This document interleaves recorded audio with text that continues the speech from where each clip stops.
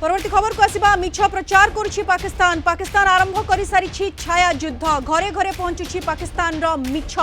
Social media रे समन्वित ढंग रे पाक मीडिया भूल तथ्य प्रदान करुछंती भारत रे अविश्वास द्वंद्व भयर वातावरण सृष्टि करने उद्देश्य रे आरंभ होइछि पाकिस्तान रो सोशल मीडिया वार आग को आहुरी पाकिस्तान रो मिथ्या प्रचार बन्या आसिबा तेणु प्रतिटी तथ्य को परीक्षा निरीक्षा करंतु जदि भारतीय सेना संपर्कित किछि तथ्य संदेह लागिबो तेबे तुरंत पीआईबी फैक्ट चेक को अवगत करने को कहुछि। विस्तृत भाव में आलोचना करने सीधासख आम सहित जोड़ी होती अंतर्जातीय व्यापार विशेषज्ञ प्रोफेसर मानस बेहरा। प्रोफेसर बेहरा स्वागत करुच्ची आपन को 88 PM को। ये जो छाया युद्ध आरंभ करिछि पाकिस्तान सोशल मीडिया वार मिछ प्रचार करुच्ची मोटिव कौन प्रोफेसर बेहरा अस्थिरता सृष्टि करबा ना आउ कौन? इटा नुआ नुहे एते व्यस्त हबार भी नहीं कारण सामाजिक गणमाध्यम एवं पारंपरिक गणमाध्यम तांकर टीवी एवं पेपर समग्र पाकिस्तान 22 तारीख ठारू आज पर्यंत आपण जदि निरीक्षण करिवे कि टोटाल गोटे फोकस होची तांको देश लोकन को जणैबा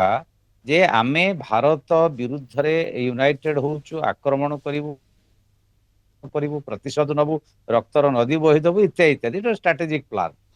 यार रिजल्ट विशेष भाव में किसी है नहीं किसी साधारण पाकिस्तान लोक कन्फ्यूज करछंती बा भूल तथ्य माने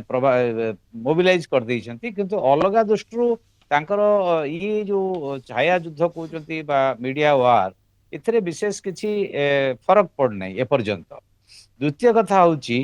आंतर्जातिक स्तर रे जो गणमाध्यम भारतीय गणमाध्यम को छाड़ी प्रोफेसर बेहरा ये मिछ प्रचार को रोकिबा केते जरूरी कारण ये साधारण लोकंक भितरे गोटे भय गोटे आतंक सृष्टि करिवार आशंका रही कि प्रोफेसर बेहरा?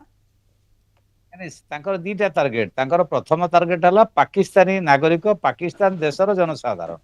कारण तांको भितर जो समस्या वर्तमान हेची आपण देखंतु मु डिटेल आलोचना करियो चाहूची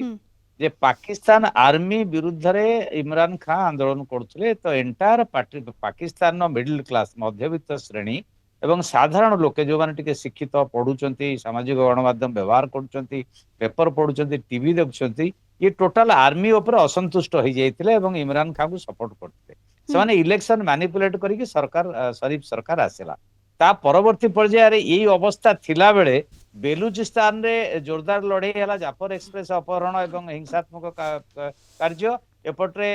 तेहरीक पाकिस्तान तालिबान तालिबान अफगानिस्तान साइड रे सेपटे हिंसा है एपटे पीओके आंदोलन चलती तो या मैनेज करवा पाकिस्तान एक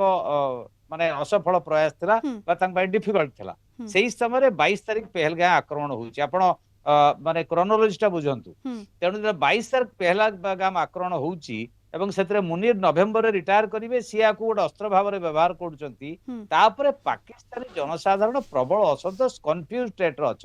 से डेफिनेटली आर्मी उपरे एवं शरीफ सरकार उपरे प्रचंड असंतोष अच्छे असंतोष को उल्टा करने ये जो आरंभ हो गला सामरिक कार्यानुष्ठान भारतर पहलगाम पर सी एलओसी रे फायरिंग आगुरी कर सामरिक कार्यानुष्ठान बहु पूर्व 22 तारीख पर सिविलियन फायरिंग इत्यादि करुँच वर्तमान जो परिस्थिति आम आशा करूँ जे 22 तारीख जो गतकाल घटना पर टेरर स्ट्राइक पर आउ किसी पाकिस्तान रिएक्ट करिवो नहीं से कथा डिफेंस मिनिस्टर कहले किंतु सी मझिरे मझिरे छाड़ दौरान आम एयर डिफेंस लाहौर नष्ट कर दो वर्तमान वार्टा कन्फाइंड होती ड्रोन रे तो सहीटा को सामाजिक गणमाध्यम कहते आम भारतर 5टा जेट फाइटर जेट को खसेदेलु आमे 22टा ड्रोन को खसेदेलु एवं भारतीयों ऊपर यार किभली प्रभाव न पड़िबो प्रोफेसर बेहरा सेथि पई ए फेक न्यूज को विश्वास न करिबा को अपील करा जायछि पाकिस्तानी कंटेंट को प्रसारित न करिबा को गोटे प्रकार निर्देश दिए जायछि ये गोटे समुचित पदक्षेप आपण कहबे कि प्रोफेसर बेहरा?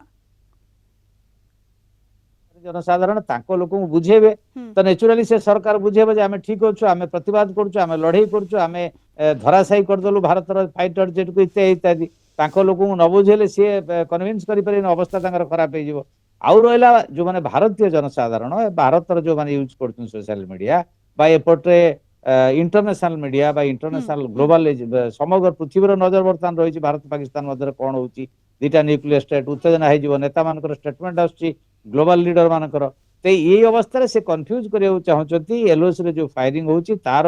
विजुअल से देकी आमे भारत पर प्रचंड आक्रमण करिचु आमे भारत रे या क्षति करूचु एटा देले कोन हबो तांको लोक को सैटिस्फाई करिवे ग्लोबली मध्य कहबे गोटे युद्ध भलिया परिस्थिति हेलानी तुरंत हस्तक्षेप करो ताकू डी एस्केलेट करो एथरे धन्यवाद देବାକୁ पड़ियो भारतीय आर्मी के एवं भारत को जे सेमाने संयम रक्षा करिसंती एवं एपर्यंत रिएक्ट करू नाहंती तार अर्थ भारत आउ उत्तेजना चाहू नाही भारतर जो ये प्रोफेसर बेहरा भारत उत्तेजना चाहू नहीं किंतु पाकिस्तान तो उत्तेजना बढ़ेबारे लक्ष्य रही रही वर्तमान जो खबर आसुची जम्मू रे एयरपोर्ट उपरे वर्तमान रॉकेट माड़ होईची सेठारे आरएसपुरा रे ब्लैकआउट होईची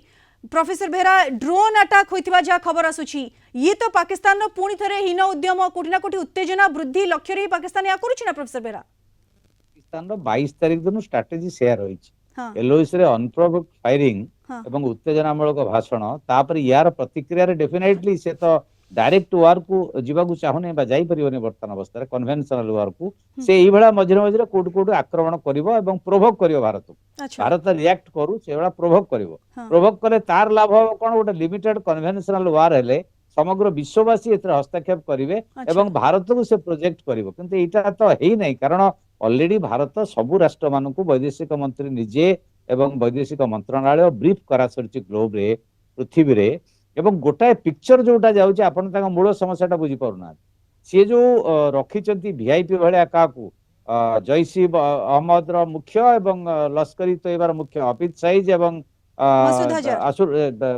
हजार को तेणु एथरे ग्लोबल इमेज पाकिस्तान न कोन हैला एटा रिएक्शन होउची तांका देश भीतर रिएक्शन होउची जे बाबू तमे तो निरीह लोक को मार देलो वर्तमान पाकिस्तान जनसाधारण को रक्षा करो तांकर अर्थनैतिक समस्या कथा बुझ तांकर समस्या कथा बुझ तबे ये जो यांकू जोई पुआ भलिया ट्रीटमेंट करछो दी जण बड़ बड़ सन्त्रासवादी की तो ये ग्लोबल इमेज कोड ना कोडी अमेरिका हो रशिया हो चीन हो खराब बिल्कुल ग्लोबल इमेज तो पाकिस्तान रो खराब होउची ता सत्वे पाकिस्तान ये जो मझिरे मझिरे प्रोवोक करूची भारत को एथिरे बेसी लॉस पाकिस्तान नहीं होउची ये कथा बुझिबा पई पाकिस्तान को केते समय लागिवो बहुत बहुत धन्यवाद प्रोफेसर बेहरा विस्तृत भाबरे हम सहित आलोचना रे शामिल होइतबारो।